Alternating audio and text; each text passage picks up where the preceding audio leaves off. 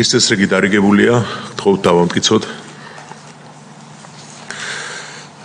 პირველი საკითხი არის საქართველოს საგადასახადო კოდექსის ცვლილების შეტანის შესახებ მესამე მოსმენით არის და მალე გავივლით მოხსენებელი პარლამენტის წევრი ბატონი ირაკლი ხელაძე. მოგესალმებით, წარმოგიდგენთ მესამე მოსმენით კანონ პროექტს საქართველოს საგადასახადო კოდექსში ცვლილებების შეტანის შესახებ. მოგახსენებთ, რომ მეორე მოსმენის შემდეგ იურიდიულ დეპარტამენტთან კონსულტაციების შედეგად კანონ პროექტი რედაქციულად დაიხვეწა. შენიშვნები ხარ არის რედაქციული რა?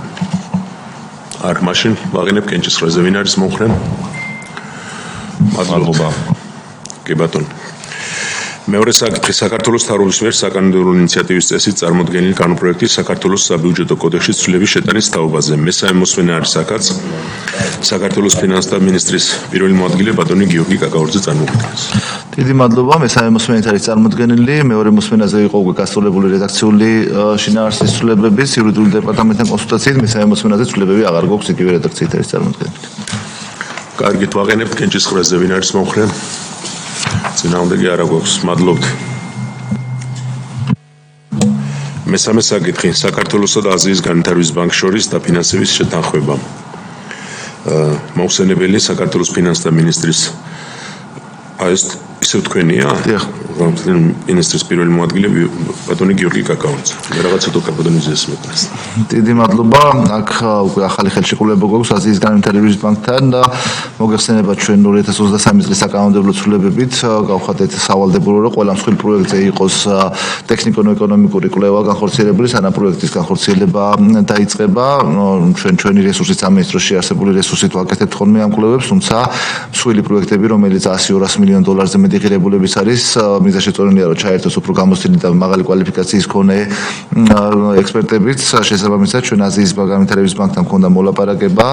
ამ მიზნით ჯამურად იქნება 13.535.000 евро გამოყოფილი, რომელიც მომდევნო 5 წლიან პერიოდში ყველა ესეთი მსხვილი პროექტის შესწავლაში დაგვეხმარება. პირველი პროექტი, რაზედაც იქნება გამოყენებული, არის ახალი აეროპორტის მშენებლობა თბილისშიც არის დაგეგმილი 2.300.000 ევრომდე იქნება დაახლოებით ამ მიმართულებით დახარჯულიდან. ყველა დანარჩენ შემთხვევაში მსგავსი მსხვილი პროექტების, რომელიც არაერთი იქნება დარწმუნებული ვარ მომდევნო წლებში, ეს იქნება ენერგეტიკა, თუ სხვა მიმართულებებით, ესეთი პროექტების განხორციელებამდე მოხდება ამ რესურსის გამოყენება.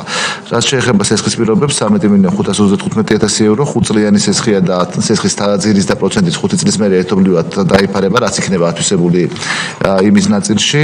საპროცენტო განაკვეთი იქნება 6 თვიანი ევრიბორზე დაფუძნებული და 0.13% დაემატება მარჟა. კოორდინაციას ამ თანხის ათვისებას გაუწევს ფინანსთა სამინისტრო, თუმცა რომელი უწყების პროექტიც იქნება, იმ უწყებაზე მოხდება თანხების გადანაწილება. დიდი მადლობა. გიორგი ბატონო, რომ აგვიხსნათ ეს რას ეხება? არის რომ გაგვიშიფრო, ჩაგვიშალოთ ეს. კვლევას, ანუ სხვა შეკითხვა ხომ არ არის? ეს არის თითოეულ პროექტს, რომელიც არის მაგალითად თბილისის აეროპორტი, რა შედეგი უნდა მივიღოთ, რა ეკონომიკური სარგებელი უნდა გქონდეს, გეოლოგიურ ნაწილში რა გეზეშე და ასე შემდეგ რა დოკუმენტების მოსამზადებელია. ყველა ის დოკუმენტი, რომელმაც უნდა მოგცეს სრულყოფილი ინფორმაცია გადაწყვეტილების მისაღებად, ეს პროექტი ღირსო დაფინანსდეს ამ თანხის ფარგლებში თუ არ ღირს. ანუ ყველა კვლევითი სამუშაო, რომელიც პროექტის დაწყებამდე უნდა იყოს განხორციელებული. ტექნიკურ-ეკონომიკური კვლევა. არა, ეს ჩვენ კანონითაც განსაზღვრული გვაქვს, რომ ყველა მსხვილ პროექტზე უნდა გქონდეს ეს უბრალოდ ბატონო რიაზე ცოტა უფრო დეტალური არის ეს, ანუ რია სტილი ოღონ პროექტზე, ანუ არ არის ეს გარე შეფასებები, ანუ თვითონ პროექტთან მიმართებაში. შემთხვევაში მხოლოდ აეროპორტს ეხება ეს პირველი ტრასში 2.300.000 აეროპორტზე იქნება და მერე რა პროექტიც იქნება დღის წესრიგში იმის მიხედვით. შეკითხვები არ არის, გასაგებია. კარგი, შემდეგი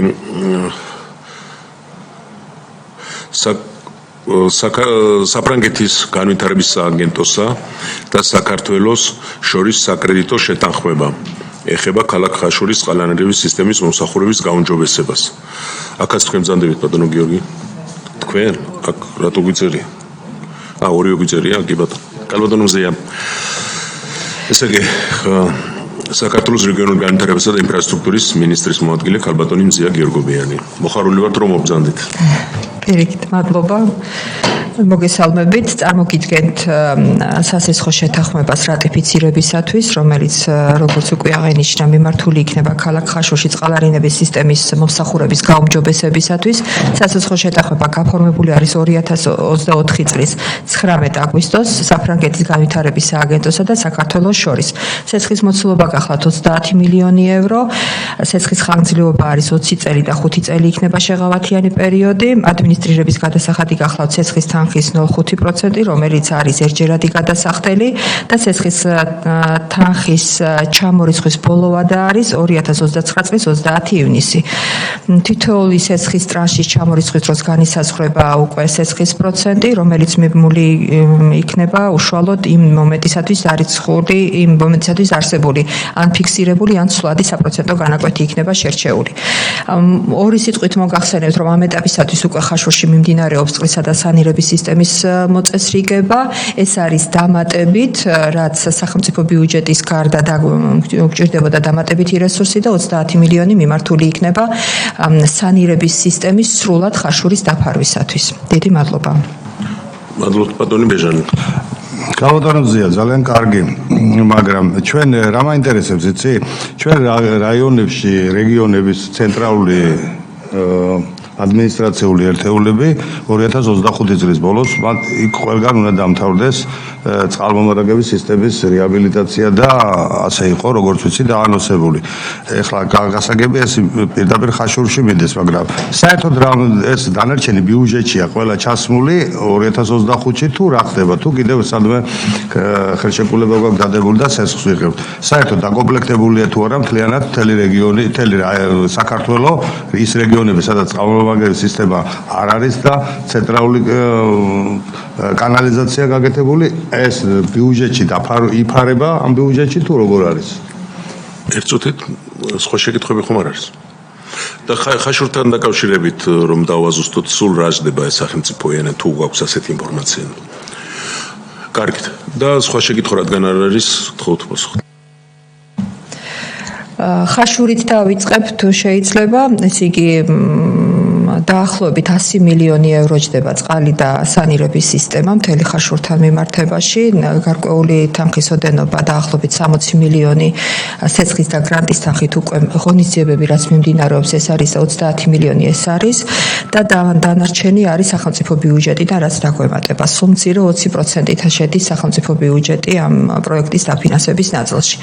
ის განაცხადი რაც გაკეთებული გვაქვს მიუხედავად იმისა, რომ ჩვენ ახლა ვიღებთ ამ პროექტთან დაკავშირებით დამატებით სესხის თანხის ოდენობას, ეს ეხება უშუალოდ სანირების სისტემას, წყალთან მიმართებაში სამუშაოები აქტიურად მიმდინარეობს. დღეის მდგომარეობით უკვე 80% სამუშაოები უკვე შესრულებული არის და დაერთებები განხორციელებული არის წყალთან მიმართებაში, უშუალოდ ხაშურთან მიმართებაში და მივყვებით იმ გეგმას, რომ 25 წლის ბოლოსთვის ყველა ქალაქში გქონდეს წყლის 24 საათიანი მიწოდება. სასესხო პირობებით და სასესხო ხელშეკრულებები ყველასთან გაფორმებული გვაქვს, ყველა ქალაქთან მიმართებაში გვაქვს რესურსი, ყველგან ან მიმდინარეობს აქტიურად, ან დასრულების ფაზაში არის უკვე ის სამუშაოები, რომელიც უშუალოდ წყალს შეეხება.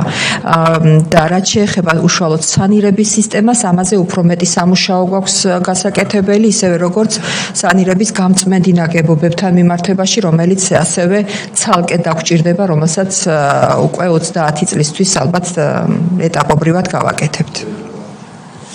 ძალიან კარგი, მაგრამ ეს ერთი რამ მაინტერესებს, თუ ყველაფერი სრულდება და ჩადებულია ბიუჯეტში, ესე იგი დაფინანსების კუთხით ამ პროექტს არავითარი პრობლემა არ აქვს. მაგრამ როდესაც ცენტრალური კანალიზაციას აკეთებს, ის გაწმენდი ნაგებობების გარეშე წარმოუდგენელია იმის დასრულება, იმიტომ რომ ის ყველაფერი მითო ვაკეთებთ, რომ მიმდინარეებში არ მიედინებოდეს და ამ მიმართულებით რა გეგმა, როდის შეიძლება ამ წელში რამდენ რაიონში კეთდება, როგორია ეს თანხა, თუ ამის ინფორმაცია გაქვს ძალიან კარგი, თუ არა და შემდგომში ალბათ ამას გაგვაგებინებთ. X სადაც სანირების სისტემას ვაკეთებთ, ყველგან იქნება გამწმედი ნაგებობა, მაგრამ არის ქალაქები, სადაც არის სანირების სისტემა, მაგრამ გამწმედი ნაგებობები არ იყოს და ამაზე არის საუბარი, რომ იქ ყველგან ეტაპობრივად უნდა გაკეთდეს. სულ 2 ციფრს ვიტყვი, რომ საერთოდ არ გქონდა 2012 წლამდე არც ერთი მომქმედი და დღის მდგომარეობით უკვე ჩვენ გვაქვს 9 და მოლოდინი გვაქვს, რომ უკვე დასრულდება 3-იც და ამ მიუხედავად იმის, რომ შეიძლება ცოტა არის და პრობლემა გვაქვს არა ფინანსურ რესურსთან მიმართებაში, არამედ უშუალოდ შემსრულებლებთან მიმართებაში. ასე რომ ესეც სერიოზული გამოწვევა გვაქვს და ამას იმედი გვაქვს, რომ ეტაპობრივად მივყვებით, რომ ყველა ქალაქში, სადაც საჭირო იქნება, რომ იყოს დამწვედი ნაგებობა, ეს შეეხება უშუალოდ დიდ ქალაქებს, დიდი მოსახლეობით, იქ ყველგან იქნება რასაკვირველია.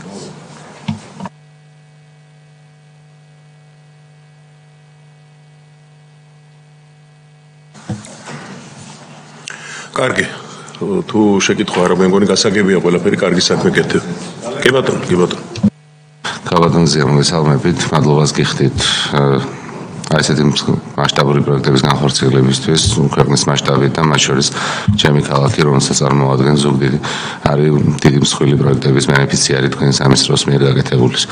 უბრალოდ ერთ რაღაცას მინდა კითხვა არ მექნება, ყურადღება მივაქციოთ. ხარისხობრივ ნაწილს შესრულების პროცესში საზედამხედველო მიმართულება იქნება გასაძლიერებელი.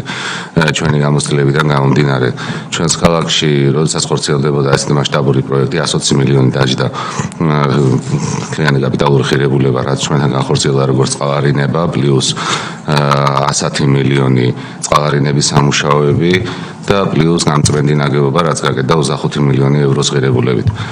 უბრალოდ შენიშვნა მექნება ხარისხობრივ ნაწილზე, რაც არაჯეროვნად ხორციელდება და ამას მინდა რომ მაქსიმალურად სამინისტრომ დავიცი თვითმმართველობაც იქნება ამაში ჩართული და იგივე წყალმომარაგების კომპანია, რადგან კონტრაქტორები არიან ისეთი კონტრაქტორები, უცხოური კომპანიები, რომლებიც მაქსიმალურად ცდილობენ რომ ფარულ სამუშაოებში ეკონომიები ნახონ და ეს აისახება რა თქმა უნდა ხარისხზე და ხარისხი რა თქმა უნდა ჩვენს მოსახლეობას ურტყავს შემდგომში საბოლოო ჯამში და ამ კუთხით ცალკე ზედამხედველობის სამსახური თუ გამოიყოფა და თუ ყოველდღიურ რეჟიმში განახორციელებს მონიტორინგს, უკეთესი იქნება, რა ვიცი, ეს იქნება ჩემი რჩევა, რაც მე პრაქტიკაში შემხედრია და მქონია და რა ვიცი, არიან ისეთი კომპანიები, მე ძალიან კრიტიკული ვიყავი იმ პერიოდის განმავლობაში მათ მიმართ და რა ვიცი, ყველაფერს აკეთებენ იმისთვის, რომ მაქსიმალურად მინიმალური ხარჯებით შეასრულონ პროექტი.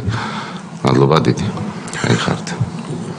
უბრალოდ უნდა იყოს, მაგრამ თუ სულ კი, მოკლედ გავაკეთებ განმარტებას ამ საკითხთან დაკავშირებით, რომ გარდა იმისა, რომ ყავს ზედამხედველი თვითონ კომპანიაში, ასევე თითოეულ პროექტს მოყვება საერთაშორისო ზედამხედველი, რომელიც ასევე ფინანსდება ხოლმე სახელმწიფო ბიუჯეტიდან და სესხიდან და საერთაშორისო ზედამხედველი უზრუნველყოფს იმ ხარისხს, რომელიც უნდა იყოს მიღწეული.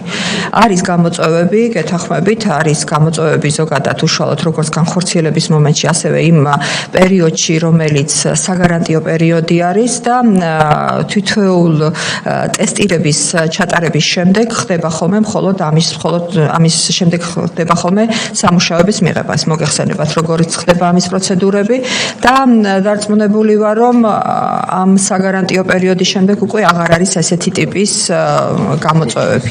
ზოგადად წყალი და სანირების სისტემა ყველაზე რთული შესასრულებელი სამუშაოა, შეიძლება ამ ნაწილში ჩვენ როგორც სხვადასხვა ინფრასტრუქტურული პროექტების განმახორციელებლები ვუყურებთ, გარდა იმისა, რომ მიწის სამუშაოები საკმაოდ რთული არის, ასევე ტექნოლოგიურად არის საკმაოდ რთული, რომელიც გამწმედ ნაგებობებზე საუბრობთ და რამდენიმე ტიპის გაწმენდაზე საუბრობთ. ასე რომ ყოველ შემთხვევაში ზედამხედველობის ნაწილზე გაძლიერებული გვაქვს როგორც საერთაშორისო, ისე ჩვენი შიდა ზედამხედველობის ნაწილში. მადლობა. კარგით, თუ სხვა არ არის, კენჭის ხრაზე ვაყენებ. ვინ არის მომხრე? კი ბატონო, ლევან ხო არაფერი გაქვს? და ბოლო თქვენი ქალბატონომზეა საქართველოსა და ევროპის საინვესტიციო ბანკს შორის ფინანსური ხელშეკრულების ნომერ 2 ცვლილების წერილ შეთანხმება 18/10/2024 წლის. გთხოვთ. კი ბატონო, წარმოგიდგენთ შეთანხმებას, რომელიც გაფორმებული არის 2019 წლის 19 თებერვალს. აღნიშნული შეთანხმება გაფორმებული არის საქართველოსა და ევროპის საინვესტიციო ბანკს შორის და ხდება სასესხო შეთანხმების სესხის ჩამორიცხვის ბოლო ვადის გადაწევა და ეს გახანგრძლივება ხდება 2028 წლის 31 დეკემბრამდე. შეთანხმება გაფორმებული არის 250 მილიონ ევროზე და ვადიანობა გახლავთ არაუმეტეს 30 წელი, მათ შორის 7 წელი შეღავათიანი პერიოდი. აქაც სესხის ჩამორიცხვის მომენტისათვის იქნება განსაზღვრული სესხის ვალუტა და სესხის საპროცენტო განაკვეთი, იქნება დაფუძნებული ევრიბორზე ან სხვა საპროცენტო განაკვეთზე და სესხის ადმინისტრირების გადასახდელი გვექნება ერთჯერადი 50,000 ევროს ოდენობით. აღნიშნული თანხა მიმართული იქნება საქართველოს, სომხეთისა და საქართველოს აზერბაიჯანის გზის მონაკვეთების დამაკავშირებელი მშენებლობისათვის. ეს არის საქართველოსა და ევროპის საინვესტიციო ბანკის ფინანსური მხარდაჭერით განხორციელდება. ეს არის რუსთავი, ალგეთი, ალგეთი წითელი ხიდი, ალგეთი არაფლო სადახლოს მიმართულებით გზის მშენებლობაზე იქნება სრულად მიმართული. დიდი მადლობა. და ეს მშენებლობა დაწყებულია ახლა? მშენებლობა არ არის დაწყებული, გამოცხადებული გვაქვს ტენდერი და უკვე მალე დაიწყება. სამუშაოები, მოსამზადებელი სამუშაოები დასრულებულია. ძალიან კარგი, რა ვიცი. თუ შეკითხვა არ არის, მაშინ მე მგონი ხარი დავუჭიროთ. ბატონო? კი ბატონო. მოკლედ ბატონო გიორგი, ჩვენს მოსახლეობას აინტერესებს თუ როდის დაიწყება ანაკლის პორტამდე მისასვლელი გზის მშენებლობა. ან მნიშვნელოვანი გზაა, იქ ადგილობრივი მოსახლეობის დასაქმებასაც გარკვეულწილად ხელს უწყობს და ყველა არის მოლოდინში, რომ მაქსიმალურად ჩაერთოს ამ პროექტში და ხო არა გაქვთ კონკრეტული ვადები, როდის დაიწყება ეს პროექტი, რა ინფრასტრუქტურის სამინისტროს არის წარმოადგენელი ის ადგილები. დღევანდელ საკითხს არ ეხება, მაგრამ 2025 წლის ბიუჯეტზე მუშაობისთვის ჰქონდა ინფრასტრუქტურის სამინისტროს წარმოდგენილი ჰქონდა უკვე პროექტის დაწყება, თუმცა არსებული რესურსებისგან გამომდინარე მივიღეთ გადაწყვეტილება, რომ ინფრასტრუქტურის სამინისტრო ტექნიკურ ნაწილში მოემზადება ამ გზის დაწყებისთვის და უკვე 2026 წლიდან იქნება სამუშაოების დაწყება. ანუ ეს გზის მთავარი პრიორიტეტი ეს გზა არის, იმიტომ რომ პორტთან იყოს და პორტის მშენებლობა და გზის მშენებლობა დაახლოებით ერთ პერიოდში დაიწყება.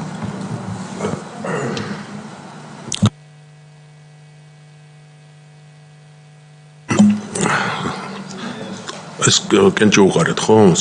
კი ბატონო, არ მიყვრია, კი ბატონო. საქართველოს პარლამენტის წევრების მაია ბითაძის, ირაკლი წარკუა, აკაკი ალადაშვილის, ირაკლი ხელაძისა და ნიკა ელისაშვილის მიერ საკანონმდებლო ინიციატივის წესით წარმოდგენილი კანონპროექტი ადგილობრივი მოსაკრებლის შესახებ საქართველოს კანონში ცვლილების შეტანის თაობაზე. მოხსენებელი პარლამენტის წევრი ქალბატონი მაია ბითაძე, გთხოვთ. მოგესალმებით, დიდი მადლობა ბატონო პაატა. წარმოგიდგენთ პარლამენტის წევრების საკანონმდებლო ინიციატივის წესით წარმოდგენილ კანონპროექტს ადგილობრივი მოსაკრებლების შესახებ საქართველოს კანონში ცვლილებების შეტანის თაობაზე, რომელსაც გამარტივებული წესით განვიხილავთ, რადგანაც მხოლოდ ვადის გადავადებას ეხება. შეგახსენებთ, რომ აღნიშნული ცვლილებები, რომლებიც სპეციალური ზონალური შეთანხმების მოსაკრებლის დაუმთავრებელი მშენებლობების გათავისუფლებას ეხება საქართველოს პარლამენტმა 2020 წელს განსაზღვრა, ამასთან 2020 წელს მთავრობის დადგენილებით ამტკიცდა და განისაზღვრა თუ ვინ ითვლება დაუმთავრებელ მშენებლობად. მათ შორის ისეთი მშენებლობები, რომელზეც მშენებლობის ნებართვა ჯერ კიდევ 2013 წლამდე იქნა გაცემული, ხოლო ობიექტების დასრულება და ექსპლუატაციაში მიღება ვერ იყო განხორციელებული. იმ ცვლილებით, რომელიც ჩვენ 2020 წელს განვახორციელეთ, ძალიან ბევრ ობიექტს, ასე ვთქვათ, ახალი ინვესტორი გამოუჩნდა და ობიექტების მშენებლობა დასრულდა და ექსპლუატაციაში იქნა მიღებული. დარჩა რამოდენიმე ობიექტი, რომლებიც სხვადასხვა გარემოებიდან გამომდინარე ვერ დასრულდნენ და ვერც ექსპლუატაციაში არიან მიღებულნი. ჯამში დაახლოებით 200-მდე დაზარალებულზე არის საუბარი იმ ადამიანებზე, რომლებიც ასე ვთქვათ, რომლებიც ვერ სარგებლობენ საკუთარი ქონებით ექსპლუატაციაში მიღების ან მშენებლობის დაუმთავრებლობის გამო. შესაბამისად, გთხოვთ თქვენ თანხმობას, რათა ვადა, საშეღავათო ვადა, ეგრეთ წოდებული კოეფიციენტის მოსაკრებლის საშეღავათო პერიოდისთვის, რომელიც 25 წლის 1 იანვრამდე იყო განსაზღვრული, გადავავადოთ კიდევ 3 წლით და ნაცვლად 25 წლის 1 იანვრისა ეს ვადა განისაზღვროს 2008 წლის 1 იანვრით საუბარია მხოლოდ ექსპლუატაციაში მიღების ნაწილზე, რაც ბუნებრივია ხელშეუწყობს უკვე ობიექტების დასრულებას და ექსპლუატაციაში მიღებას. ძალიან დიდი მადლობა. თუ რაიმე კითხვები გაქვთ, მზად ვარ გასაგებად. მიგესალმები, რა თქმა უნდა და აუცილებელიც იყო, მაგრამ ერთი რამ მაინტერესებს, თქვენ თქვით 200 ოჯახი, მეტი დანარჩენი ყველა დასრულდა? 200 ოჯახი ეს დაახლოებით შეიძლება არის 2 კორპუსი, ხო? დანარჩენი ყველა დაუმთავრებელი დასრულდა. ძალიან კარგი, მადლობთ. გავცემ პასუხს. დიახ, სწორედ ამიტომ თქვი, რომ ძალიან ეფექტიანი აღმოჩნდა, ასე ვთქვათ, ის ცვლილებები, რომელიც თავის დროზე განვახორციელეთ და მიუხედავად იმისა, რომ კოეფიციენტის დაბალი განაკვეთი იყო, მაინც საკმაოდ დიდი თანხები იყო, რომ ახალ ინვესტორს ჰქონდა გადასახდელი და შესაბამისად შედეგი ნამდვილად გამოიღო და რჩება რამოდენიმე ობიექტი დაახლოებით 200-მდე ოჯახი, როგორც უკვე ვთქვი, რომელიც საჭიროებს დასრულებას. აქედან ერთი ობიექტის მშენებლობა უკვე დაწყებულია. კი ბატონო, ამაზე პარლამენტს უკვე გადაწყვეტილება მიღებული აქვს, უბრალოდ გაგრძელებაზეა საუბარი და საჭირო საქმე. ამიტომ გთხოვთ, ხარი დაუჭიროთ. მეგობრებო, ბატონო ლევან, ბატონ დავით, თუ თანახმა ხართ, კარგით. ერთხმათ არის მიღებული. მადლობთ, ქალბატონო მაია. ამით კომიტეტის ხდომა ამოწურულია. თუ ჩვენ არ გვექნა რიგარეშე სხდომები, ალბათ კომიტეტი წელს უკვე აღარ ჩატარდება. ყველას წარმატებას გისურვებთ და კარგ ახალ წელს. მადლობა.